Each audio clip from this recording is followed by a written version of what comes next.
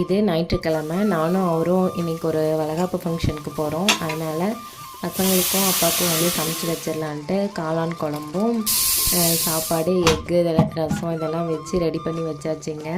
வளைகாப்பு ஃபங்க்ஷனுக்கு வந்து நேரமாக போகலான்னு சொன்னாங்க. அதே மாதிரி விளக்கும் வந்து நம்ம ஒரு 6 மணிக்குள்ளே போடணும் அப்படிங்கிறதுனால நான் இன்றைக்கி 3:30க்கெலாம் எழுந்திரிச்சிட்டேங்க.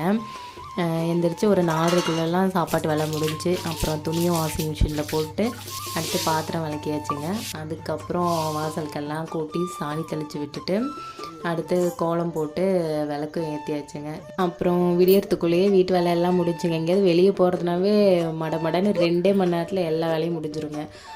வீட்டில் இருந்தால் தான் அப்படியே பொறுமையாக செஞ்சிட்ருக்கிறது. அப்புறம் சரி டீ வச்சு குடிக்கலான்னு பால் பார்த்தா நேற்று பால் சொல்ல மறந்துட்டேங்க. அதனால் சரி காப்பித்தூள்லேயே சாயா வைக்கலான்னு வச்சாச்சுங்க. எனக்கு டீ தூள் சாயை விட காப்பித்தூள் சாயா தான் பிடிக்கும். அதனால் காப்பித்தூளில் சாயா வச்சு குடிச்சிட்டு ரெடியாக ஆரம்பிச்சாச்சுங்க. தேங்க்ஸ் ஃபார் வாட்சிங். பாய்.